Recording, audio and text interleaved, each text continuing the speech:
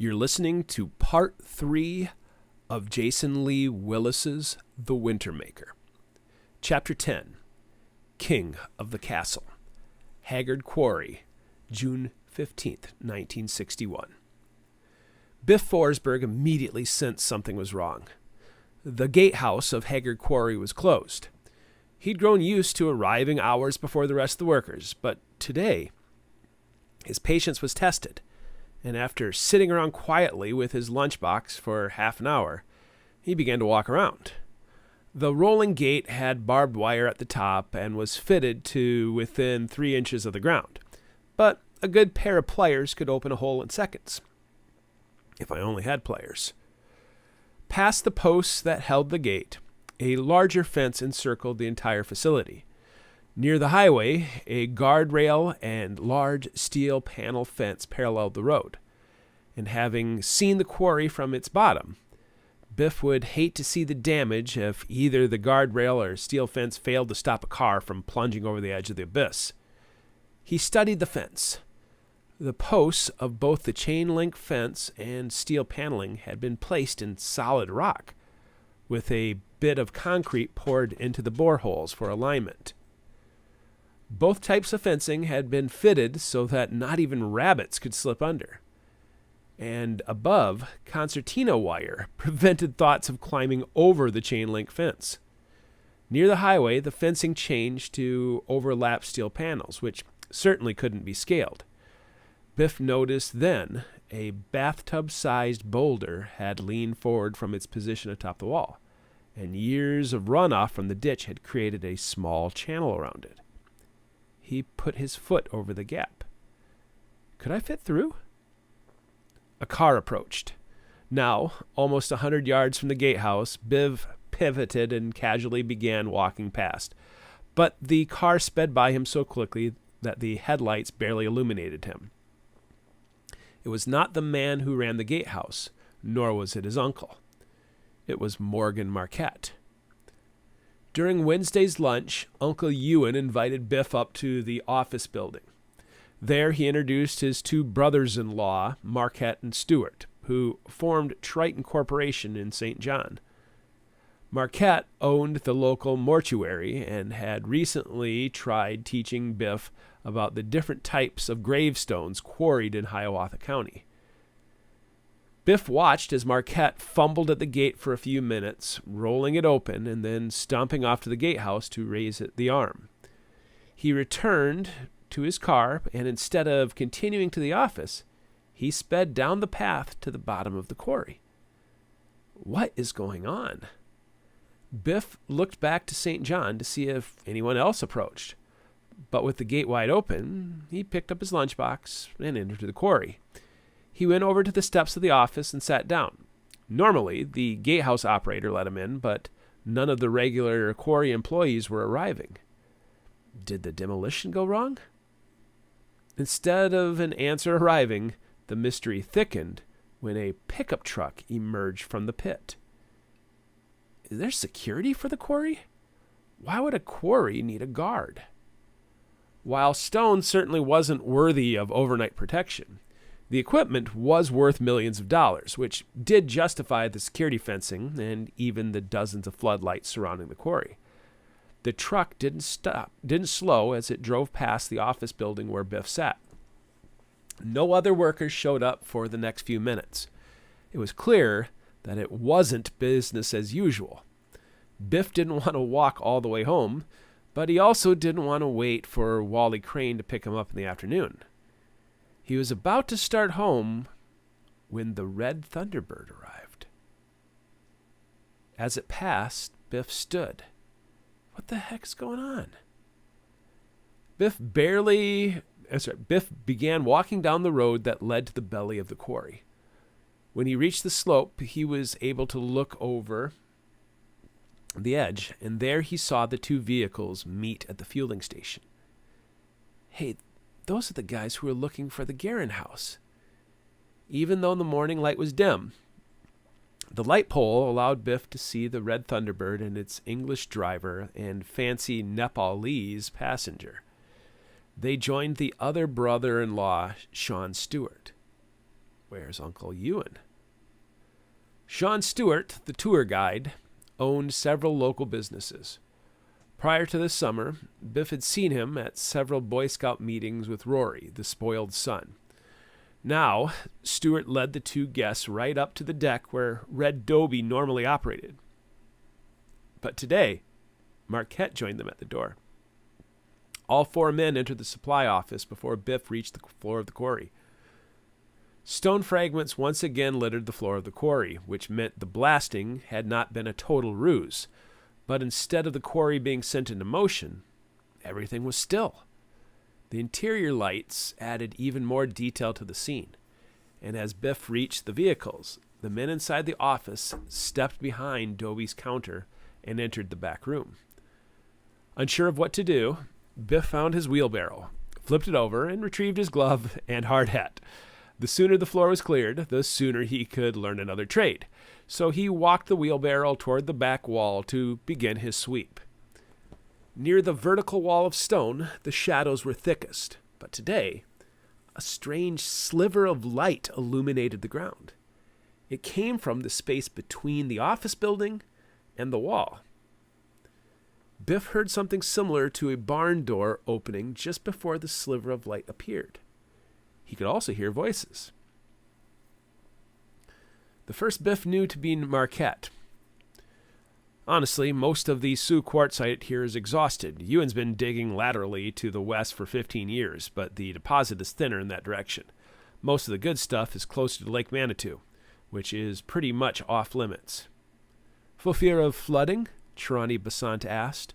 Oh no, the shore is higher in the west than it is in the east. Plus, we've got enough solid rock between us and the lake bed to hold back Lake Superior without fear of flooding. But, as it turns out, our little pet project is found there also.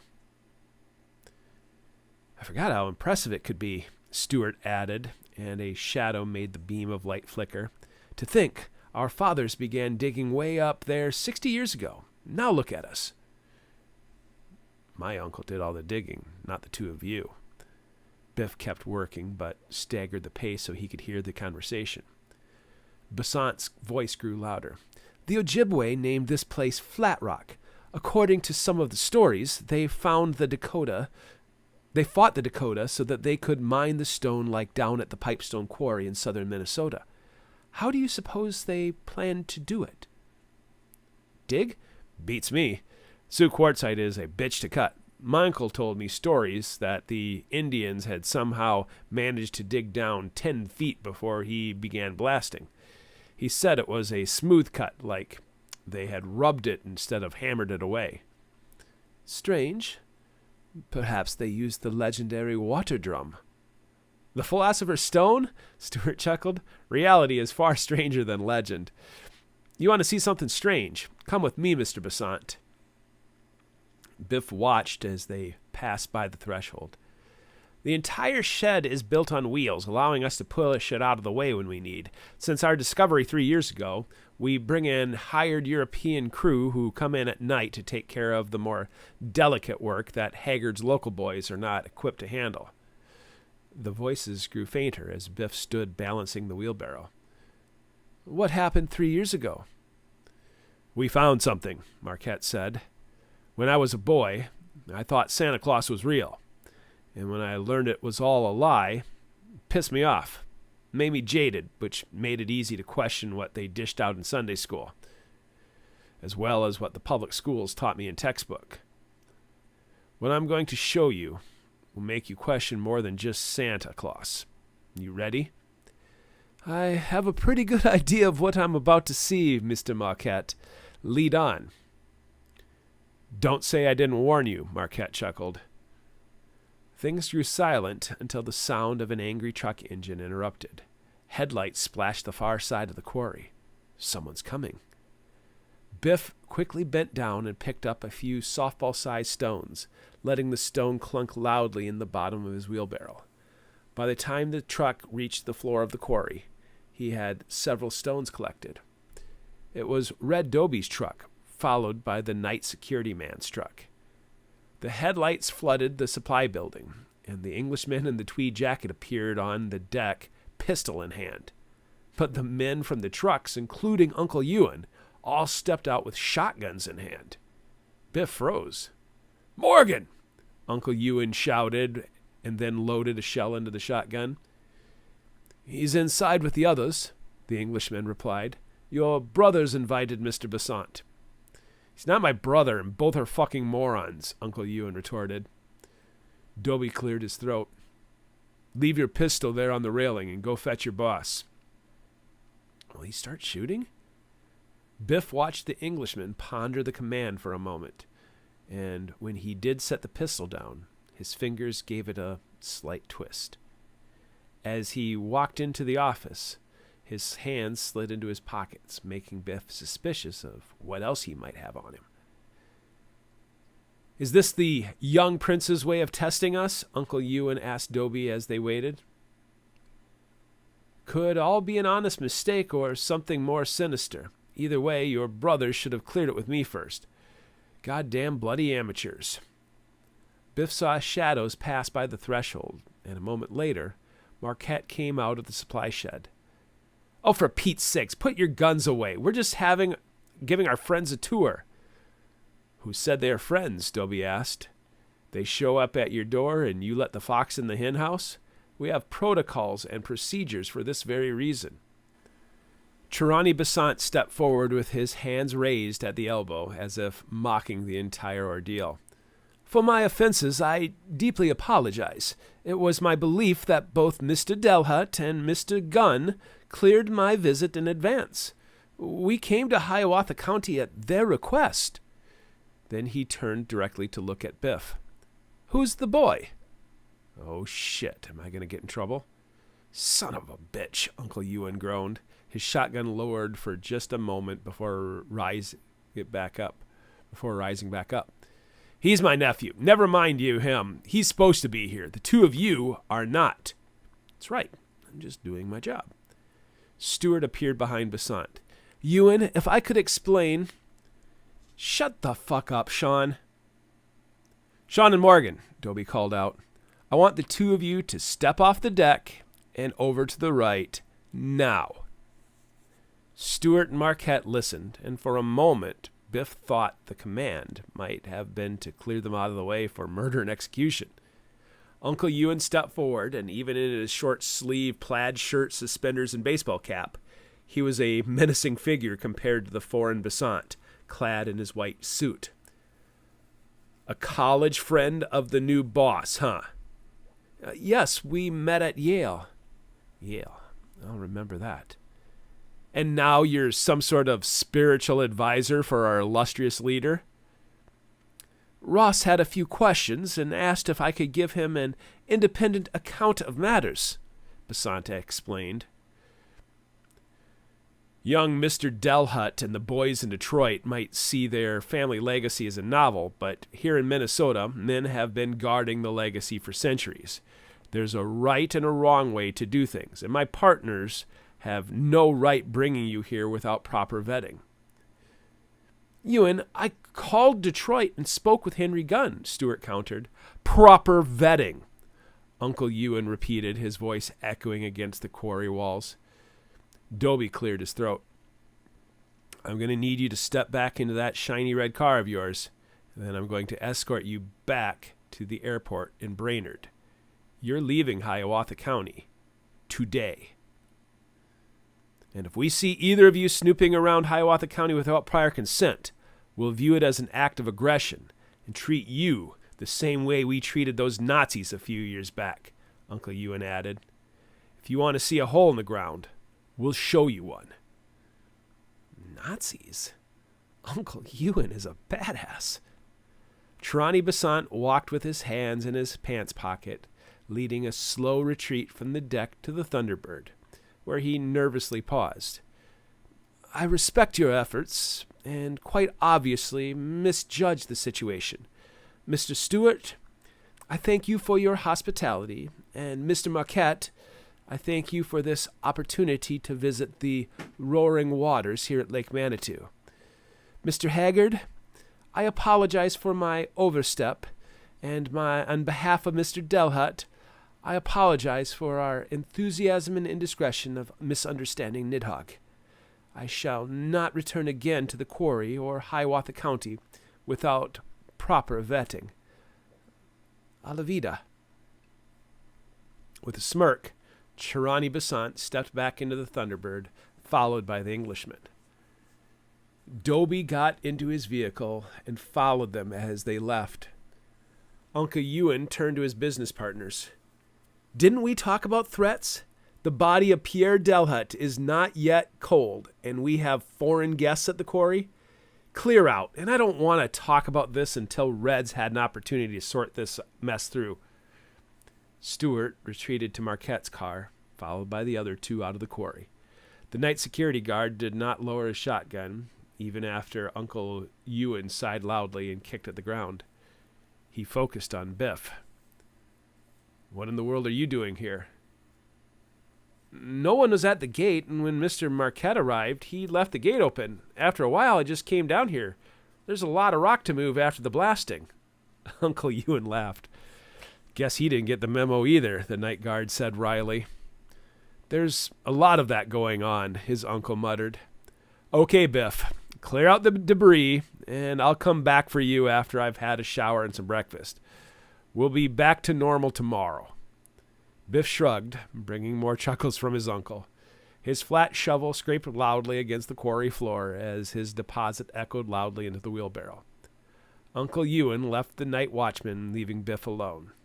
Still on the deck railing, the pistol called to him. Chapter 11. Soul Catchers. Old Copper Road, June 15th, 1961.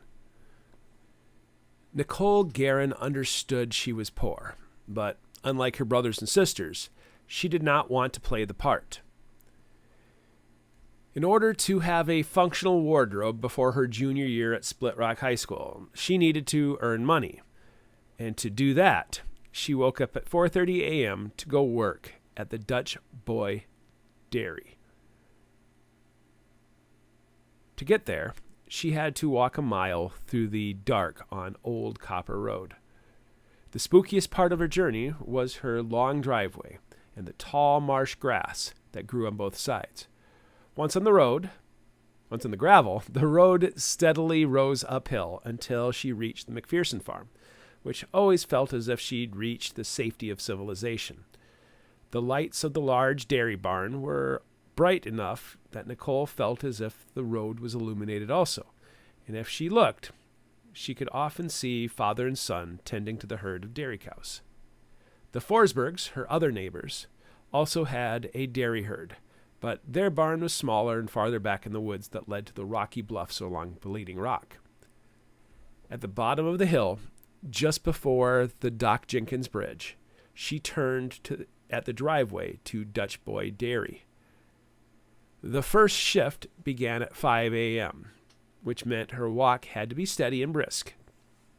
Nicole worked near the end of the processing line with 4 other women. Inside the main part of the plant, the milk was processed and separated by teams of men, but her area of the factory, the bottling section, was run by women. Teams of milkmen would arrive at 6 o'clock to fill their trucks and deliver their orders to the 500 milk boxes around Split Rock. Nicole and her team made sure each truck was filled to order, allowing the milkmen to efficiently drop and go before many residents even woke for their breakfast.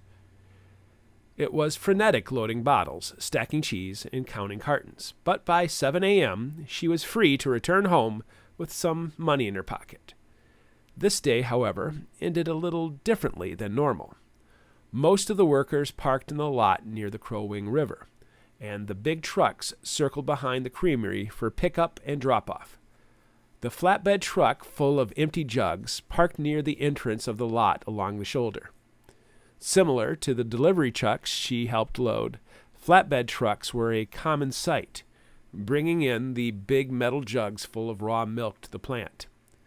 Normally, the truck would zip in and out of the factory, which forced Nicole to walk along the slope of the ditch to avoid the dust and rocks they threw into the air. As she walked by the truck, she saw a handsome young farmer sitting behind the wheel, eating a sandwich. She glanced at He glanced at her through the large side mirror. It was Gavin McPherson. "Good morning," he said politely as she passed by his open cab window. She softly returned the salutation and kept walking, fearing taunts might follow. "Hey, you're Nicole Guerin, right?" This question forced her to stop and turn. She nodded. "I hear you're going to be attending school with us this fall. Is that true?"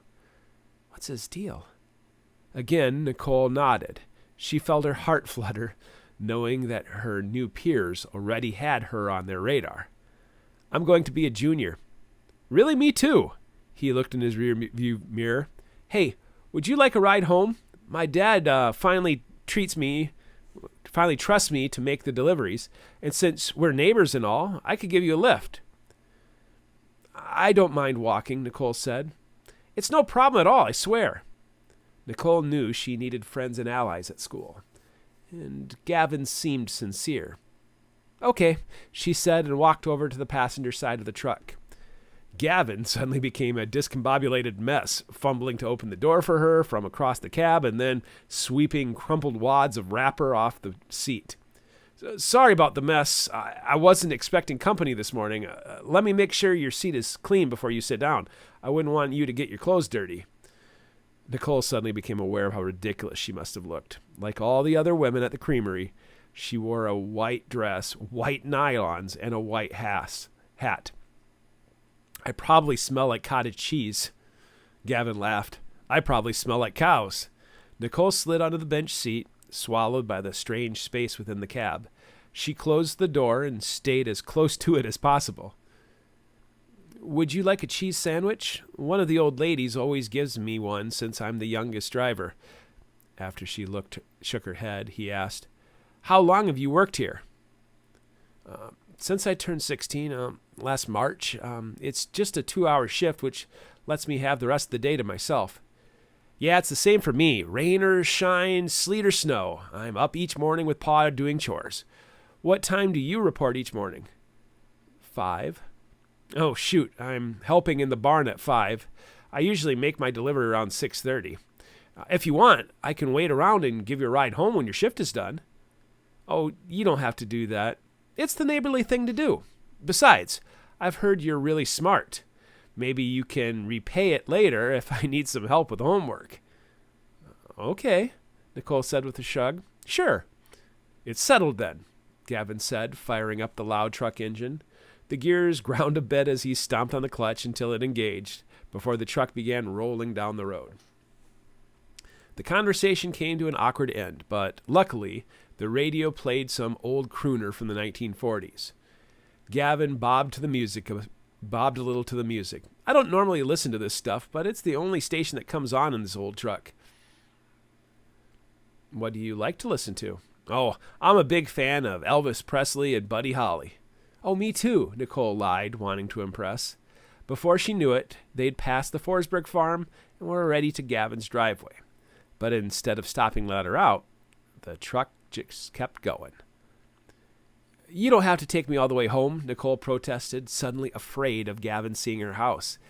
Even though they were neighbors, she knew what a dump her house was compared to his farmstead. As they approached her driveway, she mustered a stronger defense.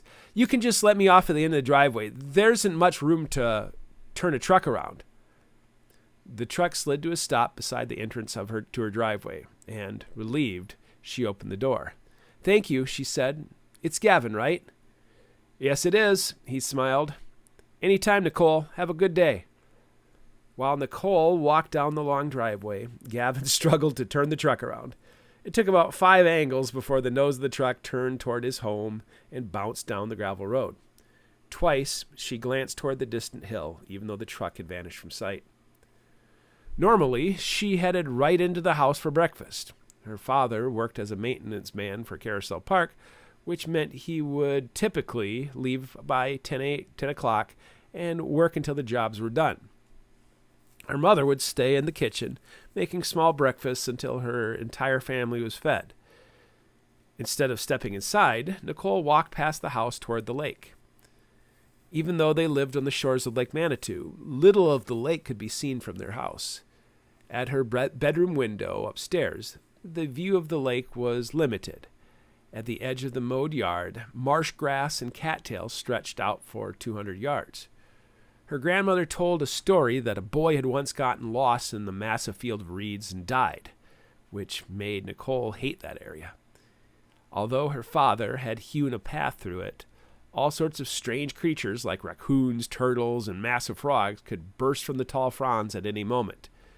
Today, the strange creature turned out to be her grandmother. Just as the sliver of lake came into sight, she stepped into the end of the green tunnel. The old woman paused for a moment as if caught with her hand in the cookie jar, but then continued toward Nicole.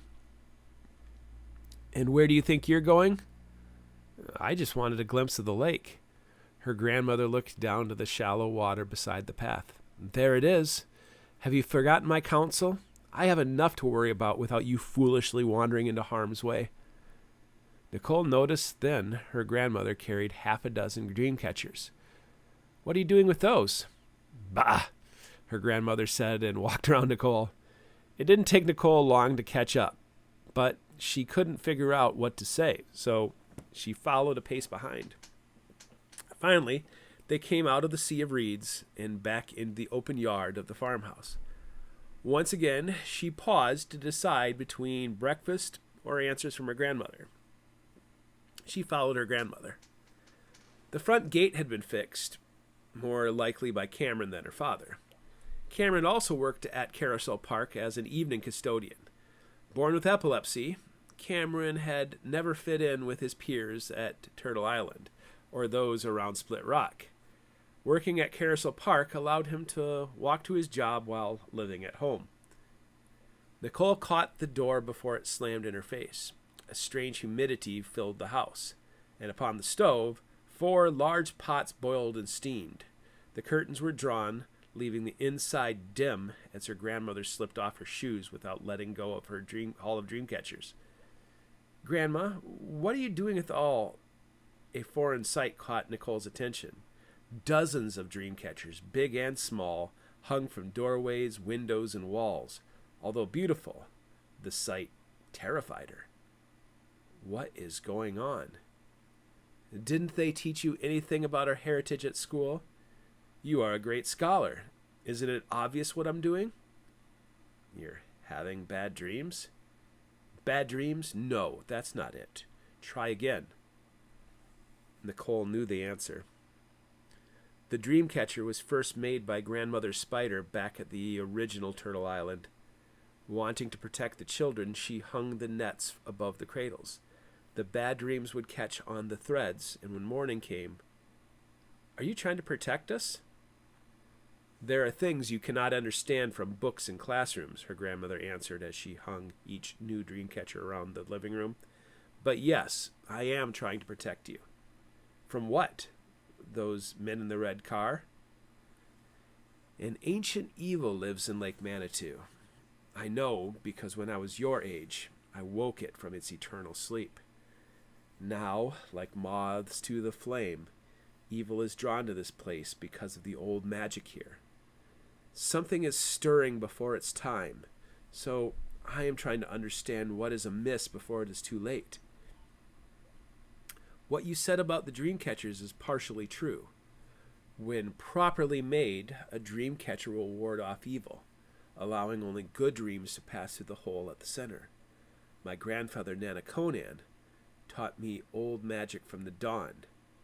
She paused, looking down at her wrinkled hands and then at Nicole. These are not dream catchers. These are soul catchers. Nicole felt her heart constrict, and for the first time she saw another woman behind the mask of her grandma. "What does that mean?"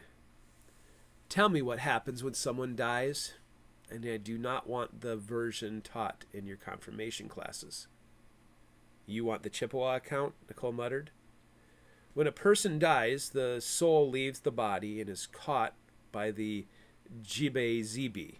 For 4 days, the soul journeys on this path from earth to the heavens until it reaches the land of the midnight sun, where it is reunited with all of its ancestors. In the stars, it is the Milky Way." "Yes, The River of Souls. The Greeks and Romans also wrote of the River of Souls, and hidden between the lines of the Bible, Jonah and others have drifted upon the same river to the gates of Sheol. That is the natural order of life. But here at Lake Manitou, an abomination of nature exists. Do you know what my mother's Sioux people called this place? Nicole shook her head. They called it Wanagiata, the place of souls. To the Dakota, it was a haunted, evil place, and those who died near this place could not travel upon the river of souls to reach the land of the midnight sun. Those who die at Lake Manitou are trapped here. Her grandmother turned and found another place to hang one of her delicate dream catchers. Are you saying there are... I know it must look horrifying to you to see all of them hanging within my house, but if I am to find answers, then I must ask many questions of many souls. I set them out each evening, and while dew still hangs on them, I bring them in before the sun dries them out, and they return back to the depths. Don't worry. They are quite harmless. I just need answers. When I was your age, I saw visions of the future. I saw an old woman with a broad green hat, and I also saw a young man with snakeskin upon his feet. This boy will fight the horned serpent, the Manitou that lives in the waters of the lake. But the time has not come, so I return to the spirits to understand what is wrong. Would you like to speak with one of them? It is time you learn the truth about this place. No, it's too early in the day for this. Nicole took a step backwards. I should get back. I need to help Mother with breakfast. I should go. She bolted out the screen door and through the wooden gate. When her mother entered the kitchen, Nicole sat at the table, brooding over what her grandmother had just revealed. How was work? Her mother asked, immediately jumping into her typical line of questioning. Fine, Nicole said, joining her at the counter to help with breakfast preparations. The mundane conversation continued without mention of chivalrous Gavin McPherson or soul catchers. Just like her mother, Nicole used routine to hide her feelings. By the time Cameron came into the kitchen, the French toast, bacon, and eggs were almost finished. Their mother poured him a cup of coffee while Nicole finished arranging the plates. A while later, after Cameron went outside to take care of the chickens and pigs, her mother woke her father, who, despite his grumpy face, always proved to be most genial in the morning when he was sober. He gave a couple grunts of affirmation while he ate his breakfast and read the newspaper. Before 8 o'clock, he finished his breakfast as Cameron finished his chores, allowing both of them to depart for the amusement park together in the old truck, leaving Nicole and her mother to clean the kitchen.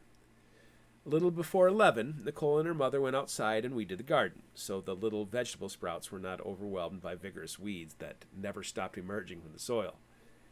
As they worked, doing one row after another, Nicole finally asked, "Do you know that Grandma Lily has dream catchers hanging all over the inside of her house?"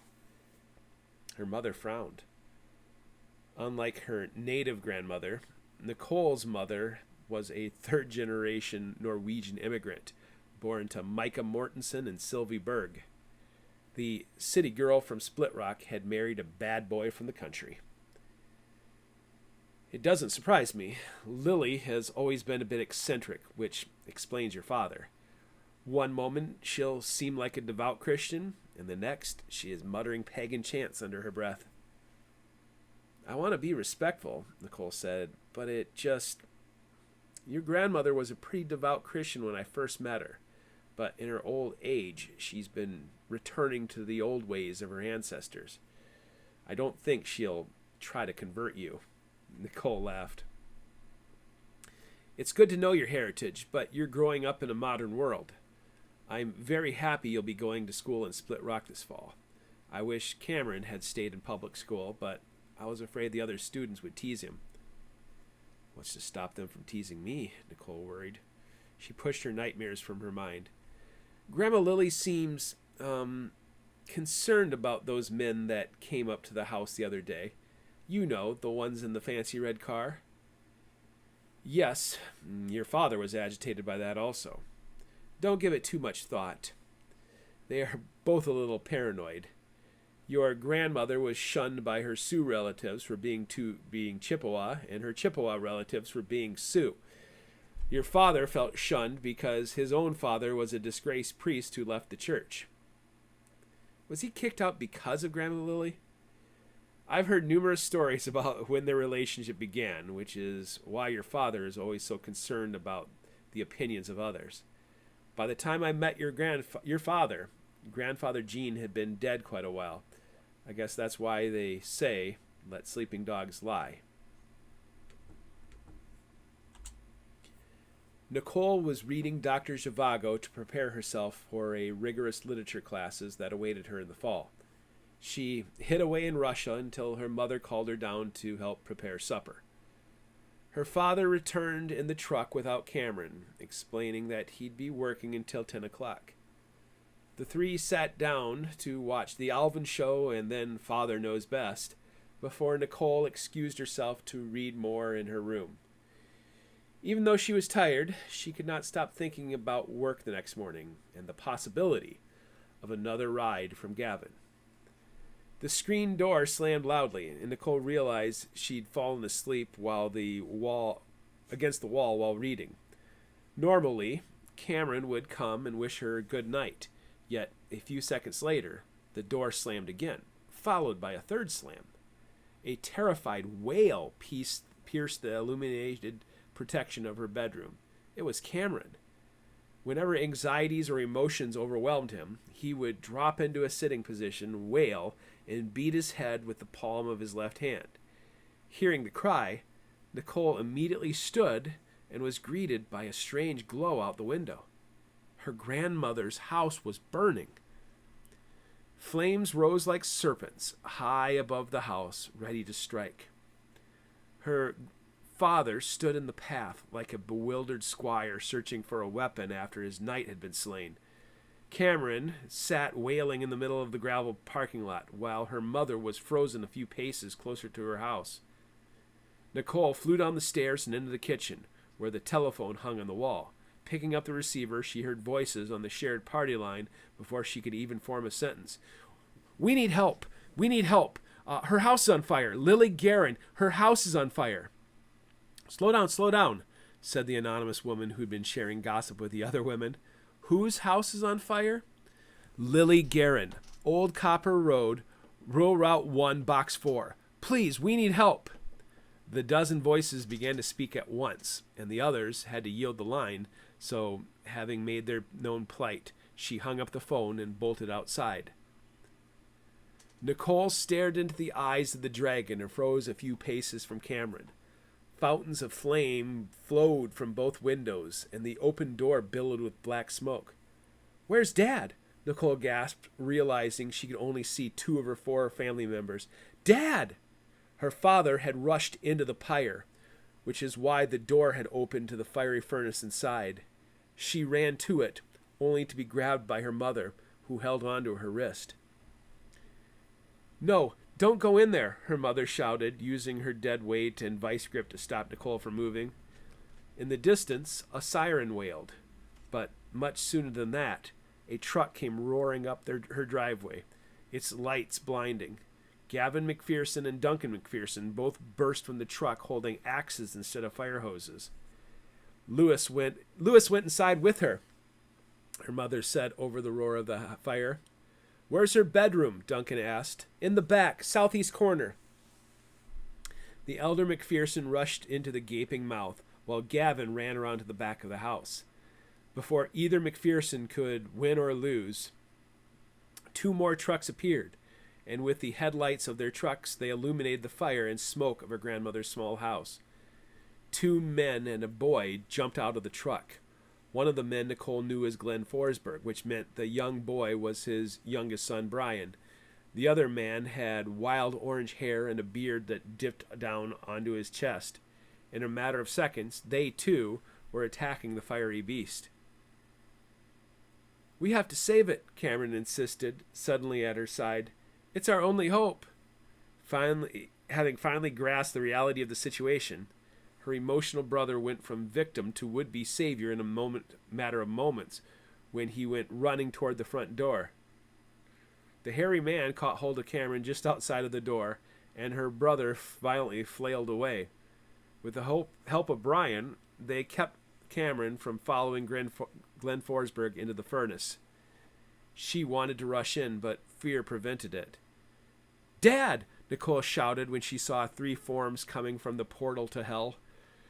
Glenn Forsberg balanced Duncan McPherson with his left arm, and with his right arm he dragged her father behind him. Once past the wooden fence, the men fell on the ground, wheezing and coughing. Meanwhile, Cameron continued to try to wrestle free to run inside the building. Cameron was soon grabbed around the chest, and like Hercules lifting Antaeus, the giant, orange-haired man had him off the ground and was carrying him away. "He's burned," her mother exclaimed. "Oh, sweet Jesus, his shirt's on fire." While Forsberg and McPherson coughed violently, her father just groaned. Half of his plaid shirt was burned away, revealing black and blistered skin on his chest and left arm. Two more vehicles came up the driveway, and soon men were shouting at them to clear out so the fire trucks could get through.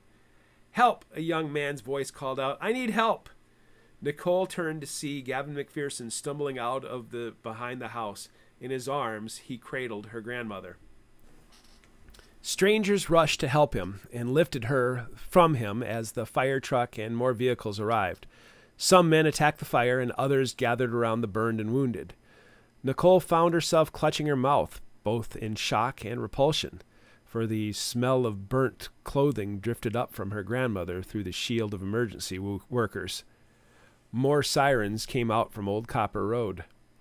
Suddenly, she felt someone at her shoulder, and with a glance, she saw the blackened figure of Gavin McPherson gazing at her grandmother. Overcome, Nicole threw her arms around him, holding him tightly. Then she found herself weeping uncontrollably against his neck. She did not let go for the longest time, and when she looked up again, men were dousing the burning cottage with a hose from the tanker truck. An ambulance opened to take in both her grandmother and father, who were coughing violently. Medics from a second ambulance tended to both Duncan McPherson and Glenn Forsberg. Her brother Cameron appeared at her side. He moaned and groaned, uttering incoherent syllables. When Nicole finally let go of Gavin, he stepped back and offered a small object to her. "She told me to keep this safe." Nicole took it, but in the darkness, all she could discern was that it was some sort of journal.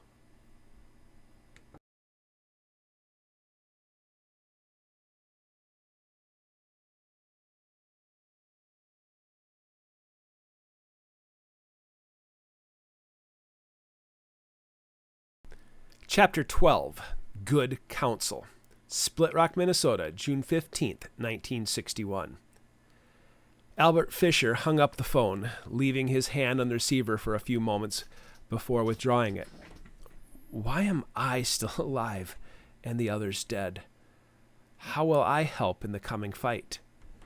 Albert leaned back in his chair and looked at his watch. His wife would have breakfast ready soon, even though he'd barely slept a wink. He still wore his pajamas with his spring jacket over the top, and his soiled slippers, muddy from the evening walk to the willow tree. Eunice will not be happy. Albert stood up and walked out of his private office, then down to the hall to the main part of the house. He could smell bacon, blueberry muffins, and other savory morsels long before he reached the kitchen. "Good morning, love," he greeted and slipped into the bar stool at the counter, where coffee and the local newspaper awaited him. "Did you sleep last night?" "No, I didn't. There was a fire at the Guerin house. Lily and her son Louis are both in the hospital. Lily's in serious condition." "Oh, dear Lord, is that why I heard sirens all night?" "I plan to visit the hospital later this afternoon, but I have a meeting first. Could I trouble you to put on an extra pot of coffee?" I had a... yes, I made a whole tray of muffins also. How many are coming? That will be enough, he said. After eating, he showered, changed clothes, and gathered himself on the couch until the meeting started. One by one, the men of the Asante Lodge arrived. Sipping coffee in front of the cold fireplace, Ed Nielsen, Glenn Forsberg, and Marlon Looning sat quietly in his private study, summoned by the ghosts of Martin Nielsen, Bjorn Forsberg, and Farrell Looning. I must be cautious. These men are not their fathers. When Wally Crane drove up in his pickup, Albert felt relief. In more ways than one, Earl Wally Crane filled the shoes of his father Kermit and acted as the leader of the group despite being the youngest at 34. Albert's heart sank when he saw Crane arrived alone. No McGeesy? Nielsen asked when he came into the office with a cup of coffee and a muffin. Crane shook his head. He's more convinced than ever he needs to stay on the reservation and protect it from enemies wearing the face of death, as he puts it. How's Lily? Looning asked. Crane winced. To be honest, it's almost a miracle. She lost all of her hair, but her body, her flesh, barely had a mark. It's her lungs that have the doctors most concerned. She's got tubes of oxygen in her nose, but her lung tissue is so inflamed that they're worried about organ failure due to lack of oxygen. She's in rough shape. After seeing her last night, I'm honestly surprised she survived, Forsberg commented. The gruff dairy farmer winced as if the thought of having seen her caused him pain. Let's talk about that red Thunderbird. What's happening with that? Perhaps there is a little Bjorn in him after all. That's the most curious aspect of this, Albert began. Aside from attempted murder, Looning muttered. Is that what we say to the fire marshal? Crane asked. Hell no, Nielsen added. Do I mention the Wintermaker or the Omadai? Gentlemen, Albert chastened, we are the Asante Lodge, and our matriarch was attacked last night. Regardless of what the rest of the world determines, we've taken oaths as guardians. And I believe that in the coming days, our community will come under attack. Even though our suspected enemy came with a foreign face, our real enemy resides on the other shore. Expect daggers in the smiles of our neighbors. We must be vigilant if we are to protect our children. Are you still angry about the quarry, Albert? He's still a clueless boy. Edna Haggard, before becoming Split Rock's pastry queen, had once been a beauty, Albert remembered. The entitled beauty queen from St. John met a handsome, hard-working dairy farmer from Split Rock, and the rest was history. Forsberg wouldn't listen to the advice then, and he certainly didn't listen when it came to his youngest son. Yes, I'm angry, but tread carefully. If not for Biff working at the quarry, our clue might not have ever been discovered. In this regard, we are fortunate. I made several calls last night, and our red Thunderbird has been located. The men shifted in their seats. It's back at a car lot in Minneapolis, but it left behind a paper trail. Our enemy loves symbolism, which is why the Thunderbird was requested specifically. A few weeks ago, the Ford was purchased brand new by the Brainerd Shuttle Service, owned by our very own Sean Stewart of St. John. So it's the work of Triton, Forsberg assessed. However, there's also an all-points bulletin that was issued by the Minnesota Highway Patrol on Monday night, which led to the car being found in the Minneapolis car dealership. Our suspects are no longer in Minnesota, it seems. What are you saying, Albert? Nielsen asked. That Thunderbird showed up at the res, Old Copper Road, and then Haggard Quarry 2 days before Lily's house went up in flames. Is this Triton's way of washing their hands clean of suspicion? Albert felt so tired he was almost lightheaded. Chirani Besant and his henchmen certainly had Lily in their sights, and the car connects things to Triton. But why now? The summer solstice is coming, Nielsen offered. You said they love symbolism. What's different about 1961 than 1960 or 1959? Lily has been living in peace for decades, so why would Triton suddenly feel threatened by her? Are you saying it wasn't Triton? Forsberg asked. I was just a kid back in 1898, but the body count left an impression on me. Father Gene Guerin was blindsided by an enemy that he barely knew existed. We can't afford to jump to conclusions. I just want my son safe, Looning stated. Me too, Nielsen added. Are our boys in danger? Forsberg asked. I know what happened in 1898. The Tokpai need a blood sacrifice to wake. And with Lily in the hospital, who's going to protect Lake Manitou from the evils that slumber? We were all asleep at the wheel a few weeks ago, and that red Thunderbird could have snatched up all 3 of our boys if it wanted, but it didn't. Now, I've got my friends in St. Paul chasing down this Thunderbird connection, and I'll get an investigator to find out more about this Chirani Besant fellow. But we must take precautions. Forsberg was shaking his head. I'm just a dairy farmer, Albert, which is what I said 20 years ago when you set this in my lap. With Paul serving overseas, I agreed to come today, but I'm not a soldier. Neither was Bjorn, but he still fought. I agree with Glenn, Looning added. Neither of us really can wrap our brains around this, which is why we let Chuck and Paul get trained. But Chuck and Paul aren't here now, are they? Crane asked tersely. Your Boy Scouts cared more about their merit badges than home, it seems, Looning retorted. We've lost an entire generation. Chuck Looning had been an all-American prospect with a scholarship to the University of Minnesota, but after getting Helen Ellis pregnant, he joined the service and took his young family to Georgia. Paul Forsberg had all but been trained by veteran and scoutmaster Wally Crane, but now, when they needed him, he was serving as a tank commander in Asia. I'll speak with Sheriff Betzing, Crane said, without leaving details. He'll keep an eye out. Sure he's not already in Triton's pockets? Looning asked. Crane glared. Are you doubting me? I'll use my contacts in St. Paul, Albert interrupted. No one has died yet, and now we're ready. But are we? After Looning and Forsberg departed, Albert pulled Crane aside. I saw Lily last night. At the fire?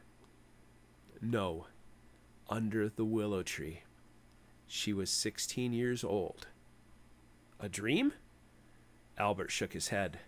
Somebody dropped a knife under the tree, and I can't tell if it's from the past or the future. You can go look if you want. No, Crane said. I've got that transplanted willow sitting in my front yard. I know all about that damn old tree. My wife writes under the stupid thing. She says it's a great inspiration. I'm sure it is. My point is that we've closed a loop, Lily and I. Apparently, I visited her in 1898, and she visited me in 1961. Adult Lily told me the visit was coming, to comfort me that we are on the right path.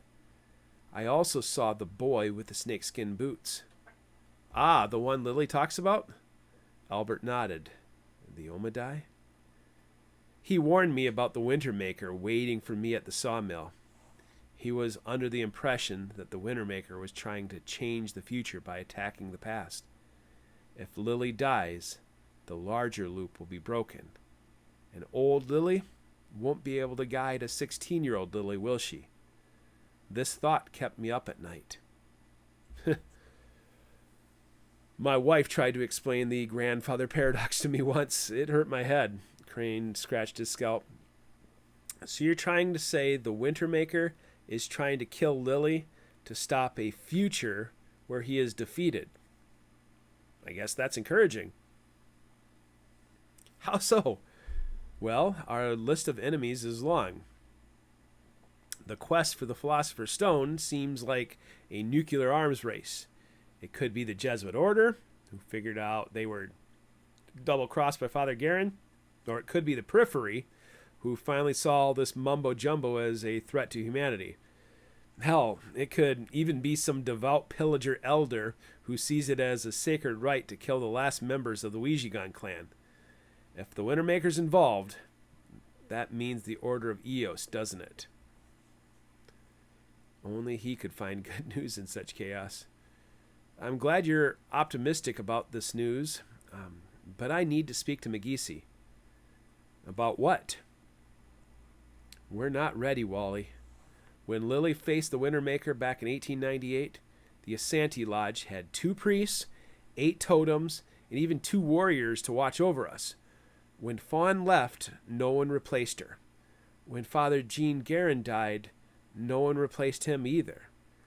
Sure, Marlon and Glenn can sit in for Chuck and Paul, but they're not going to help us. If I was the Wintermaker, I'd pick now to attack also. I'll call Chuck down in Georgia. He's not on active duty like Paul, so if it hits the fan around here, I can find out if he'd be able to come. You gonna speak to McGeesy about Fawn? I don't see what other choice we have. What about Paul? I put a lot of time into getting Paul ready, and now Glenn is sending his other son into the lion's den, thanks to that wife of his. The kid's a bit thick-skulled thug, but perhaps I can work with him. Can we trust a kid at that age? I know Chris isn't mature enough. Brian Forsberg might surprise us all.